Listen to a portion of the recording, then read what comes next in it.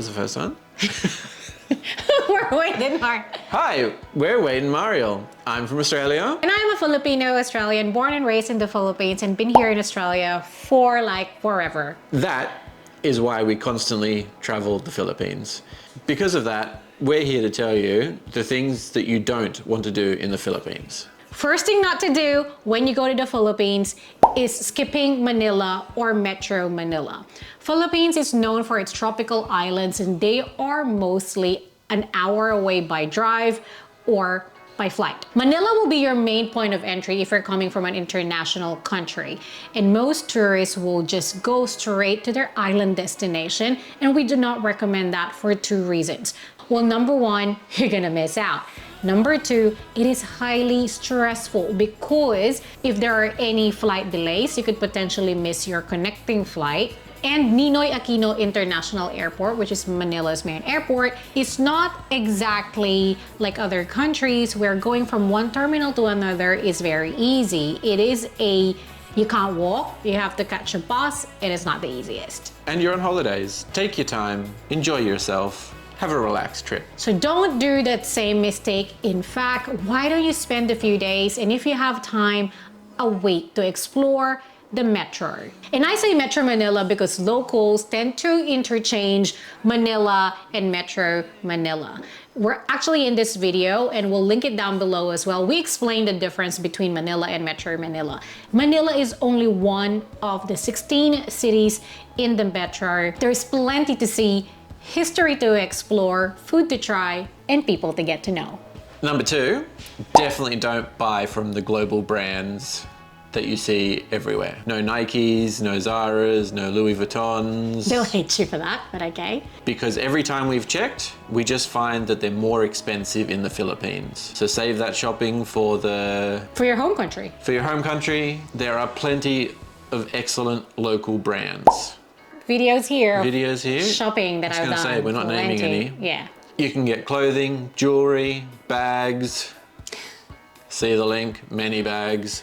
Accessories, furniture. I wouldn't encourage you to try and take a lounge home, but they do have local furniture stores. And food. The one thing you've got to do if you're buying clothing though, check the sizing. They size locally.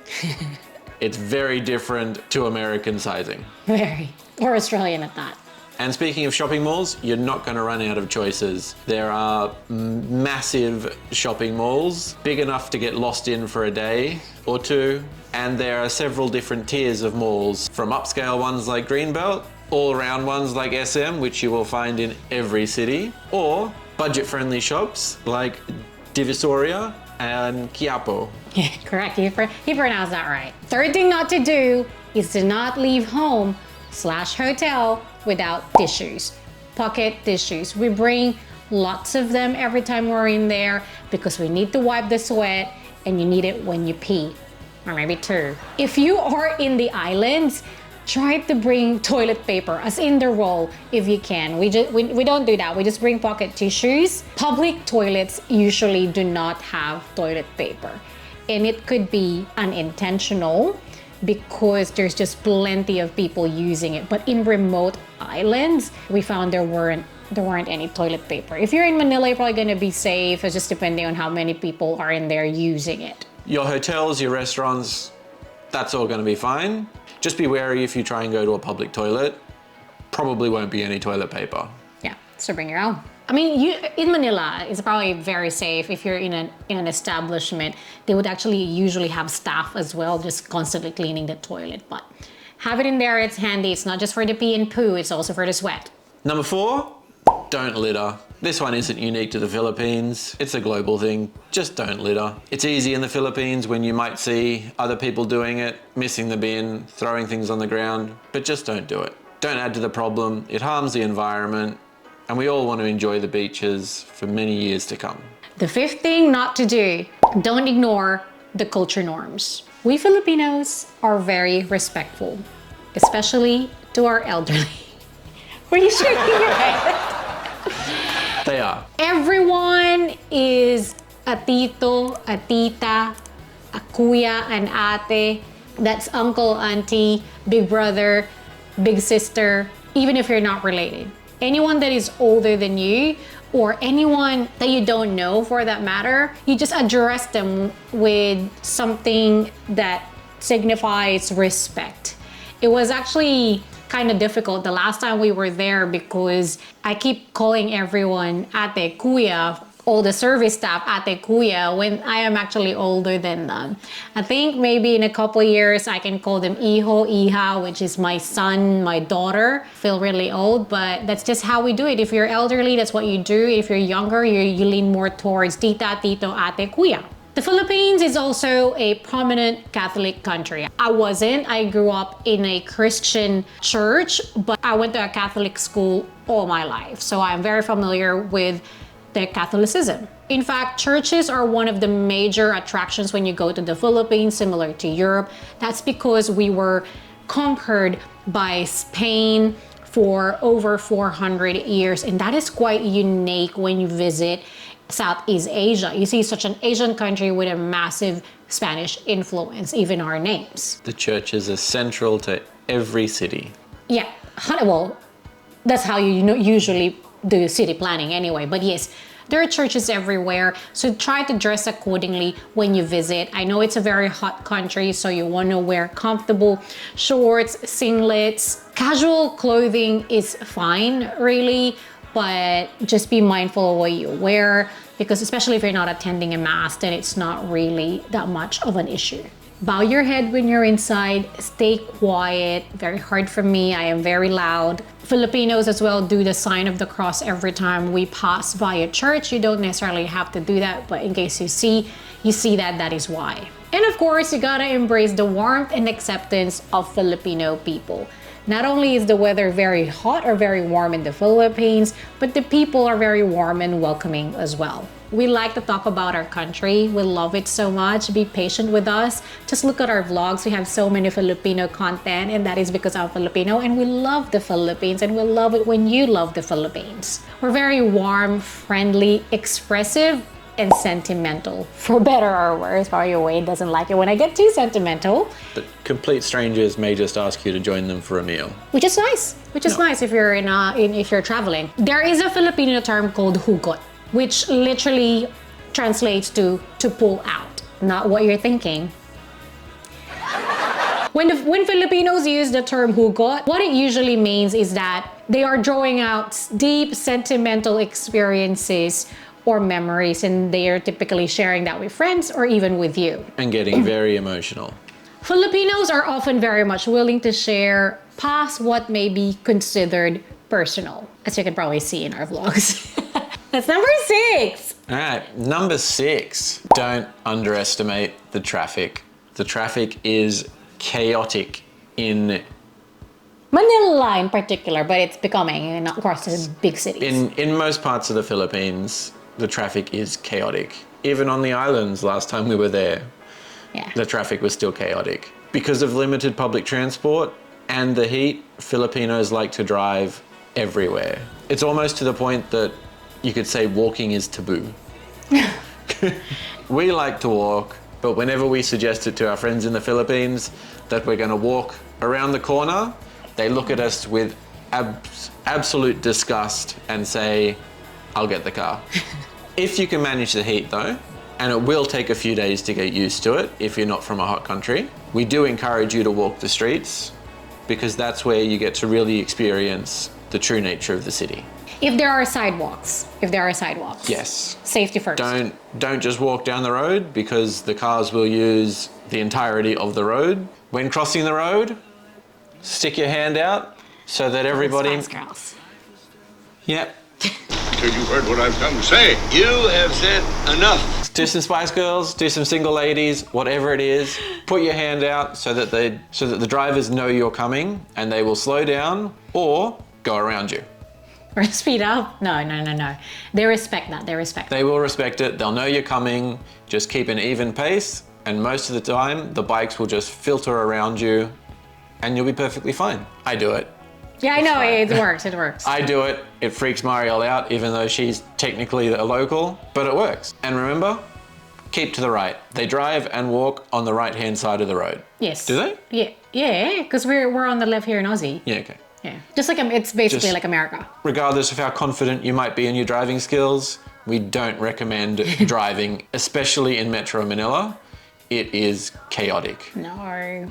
Find a taxi, hire a Grab. Or a private car with a driver. That's actually, Yeah. if you're there for a while, it would save you a lot of time and money if you already have a private car with a driver, because they would know the place and you don't have to book. But yeah, nah, I don't even drive there. My brother does not drive there. He did once, but anyway. Skipping ahead, number 7.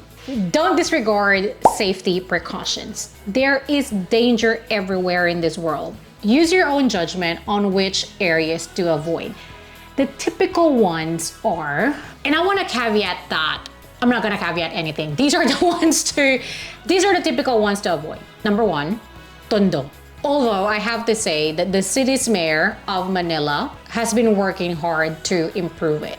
When I was living in the Philippines many moons ago now, it's a known place to avoid, still is a little bit. But for example, if you look up Ugbo, which is in Tondo, a lot of tourists go there, a lot of locals enjoy it. It's a night food market right in the heart of Tondo. They are definitely working so hard to change that notion, and I am very happy for them. And you can still go there. Just be reasonable about it. Don't flash a Rolex, diamond bracelet, wads of cash. And that is true for every country you go to, really, yeah? Don't walk down a dark alleyway by yourself. Sorry, there you go, better. Number 8, don't be afraid to ask for help. Filipinos love to talk about the Philippines. So if you're asking for directions somewhere, the directions might be a little quirky, but they'll help you get there. The country slogan is, "It's more fun in the Philippines," and most people try to live up to that, and they will be more than happy to help you out. Because most people can speak a reasonable level of English, it should be easy for you to find your way around. Yeah, don't be afraid to get lost. It's what traveling is all about. Someone is there to help. You will find your way home. Number 9 of what not to do in the Philippines is do not forget to party. I'm gonna adjust myself right here. Filipinos like to party, drink, and eat. It is just what we do. We do eat. You will finish eating, and they will say, "Where are we going to eat now?" No wonder I'm a bit heavier than. There are hundreds of fiestas to celebrate. Fiestas are festivals usually aligned to something religious. So if you can, try to time your visit accordingly. You will not regret it. We've only been to Sinulog in Cebu. That was a bomb.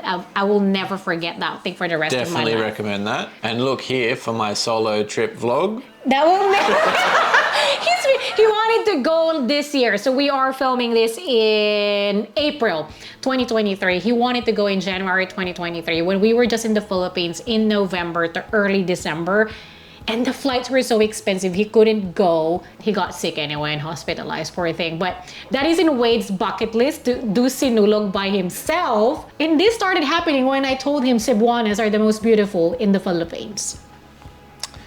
Just gotta test it. I'm from Manila, but anyway. It shows. If you need more proof why Filipinos are just always happy and like to celebrate and we love parties, Philippines has the longest Christmas season in the world. It starts as early as September. Christmas decors will be out. Christmas songs will be blasting everywhere. It will start in September and it ends in January. 5 So that months. is almost 5 months of Mariah Carey on repeat.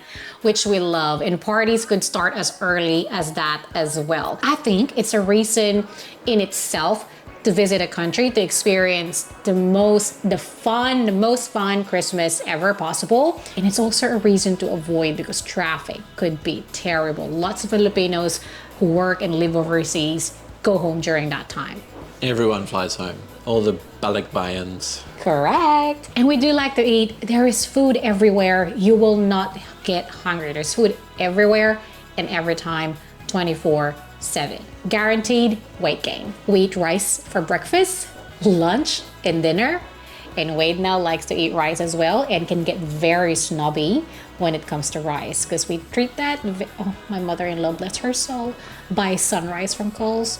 Oh my God, she's gonna watch this. She'll watch it. She might watch this. She'll watch it. And We love you even if you buy sunrise. It's just not good. and it's a holy grail for us, and I just couldn't get it off my diet. And there's a thing called merienda. So Filipinos would probably, oh, merienda tayo, let's go eat merienda. Merienda basically is a snack. We would do it in the afternoon, but you could be snacking in the, it's like morning tea, afternoon tea, basically, right? And it could be something sweet, but sometimes, or usually it's actually quite savory. You could have kwek kwek, which is quail eggs wrapped in orange batter. There's fish balls. Deep fried quail eggs. Correct, which is amazing. Deep fried fish balls, all very healthy snacks. And buffets are popular. For the first few trips in the Philippines, I was so into it, and now I'm over it. I only still love it though for breakfast when we are at Shangri-La Boracay. Shangri-La does a good buffet, and there's a few solid ones in Manila as well, like Sofitel and Four Seasons Hot Pot in Mall of Asia. We haven't been there together, but I've been a few times with my friends. If it's a really good buffet, why haven't we been? It's been in the plans for a while, but we just never, it's in Mall of Asia, which we always tend to stay in BGC, which could be, again, traffic in the Philippines could be hectic, and Mall of Asia, where you just said you can get lost in 2 days. It's a massive shopping center. Get amongst it. Don't worry about the diet. You'll be sweating it all out. Swim, work out, but make sure you devour that amazing Filipino food that is so underrated. You know, we've got some videos here you can watch of that as well. And number 10, don't forget to enjoy yourself. There's plenty of beautiful culture and loving hospitality in the Philippines. If it's your first time, it's understandable to start with the more popular islands like Boracay. Palawan is another must visit. Very beautiful. It's a little less built up, but definitely still beautiful. We'll link it up here. We've been to Coron. That's the only part of Palawan we've been to, and we're definitely going back. But of course, there's more to the Philippines than just the islands. You can explore Manila, the Chinatown, Intramuros. Intramuros, that's cute though. Intramuros. Or other places close to Manila, like Pampanga, Antipolo, Batangas, Tagaytay. You gotta visit Baguio, Batanes, and Vigan, which is all very beautiful without the water. Hope you found that useful. Make sure that you share this video to anyone traveling to the Philippines. Like the video and comment down below as well in case we missed anything. It helps with the algorithm. Thank you so much. Stay safe. See you again next time.